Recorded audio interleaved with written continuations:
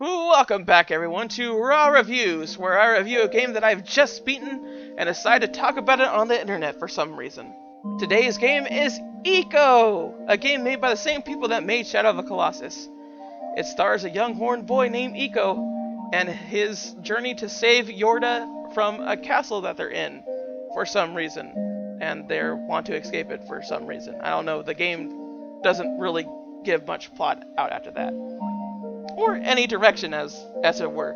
And that is a lot of the puzzles that you actually get in this game, is literally just where do I go next.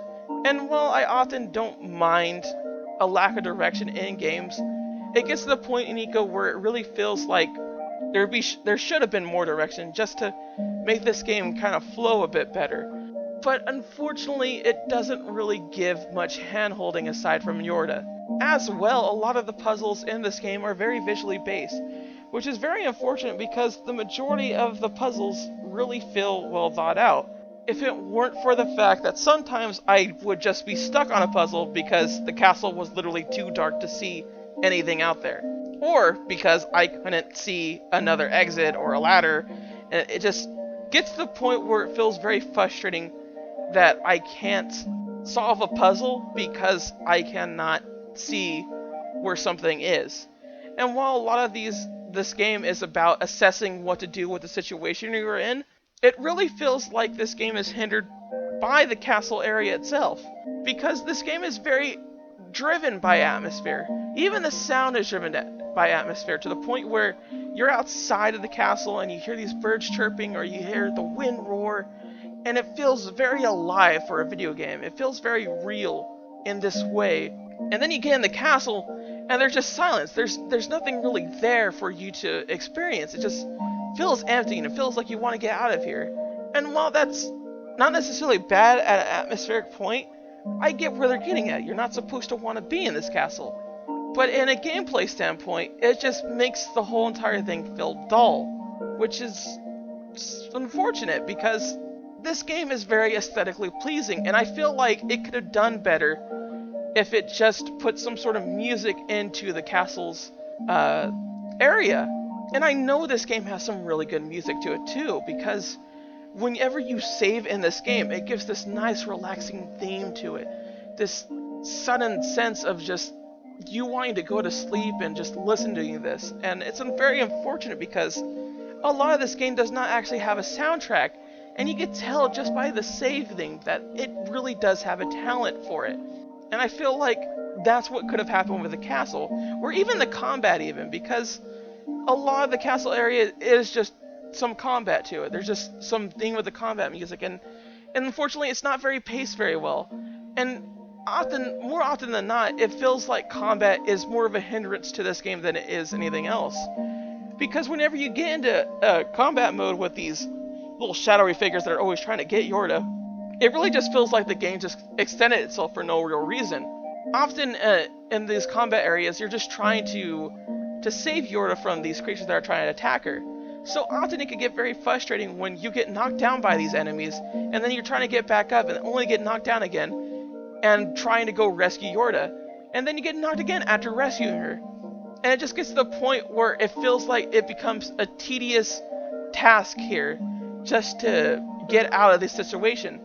Which is something I know they could have done better if they just made it so I could have run from the fight instead of actually fighting them.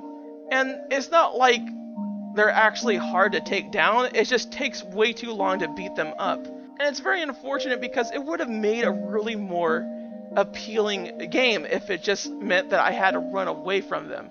If there was some sort of thing in place where I could actually run from them instead of having to fight them. And that's kind of the unfortunate thing about Eco, is that it really forces you into a lot of situations that seem at the time okay, but often extend the game's actual time to a tedious amount. And it even goes with the AI as well. I mean, Yorda, for the most part, is good for what this is, which is largely just a big escort mission outside of the castle. But it gets to the point where sometimes she feels so slow or so wonky that it just gets to a mind-boggling, annoying sense of being slow. Often enough, whenever she went up up or down a ladder, when you're calling her name, she sometimes would go the opposite way that you wanted her to go. On top of the fact that some of these ladders or areas are so vastly big that when you called to her, she walked ever so slowly towards you. And this is especially annoying when there's actual enemies around and you're just trying to run away from them instead of fighting them. So this leads to a lot of annoying nuisances that really should have been taken out of the game. If we just weren't forced to be with Yorda all the time, or we weren't forced to end this combat all the time, then it would have made for a nicer game, gameplay-wise. Atmospherically, I don't know about that. But that's not really the point of Eco, I think. I think that Eco is more based on the fact that you want to experience it. And there's nothing wrong with that. I think Eco is just one of those games that gives out a certain experience to it that no other game has really given out before. And I like that about Eco. I think that is a very interesting concept in itself. I never played anything quite like it. And really, when you look at Eco, you have to ask yourself, would I be interested in this? Even watching it or playing it? And if you say to yourself, yeah, I would be interested in that, then you should play Eco. Because frankly, the payoff to it, there's some sort of satisfaction to it, to this story at the very end, because it makes this entire game, this frustratingness of just guiding this AI around and just trying to look through this castle, more of an experience that is worth seeing, worth enjoying, than it is to just pass it through. And if you don't like Eco, if you don't think it looks good, then you're not going to like it. And that's fine, because this game is just a unique experience for some people. And it's definitely worth a look into. And those are my raw opinions about Eco. Ha ha!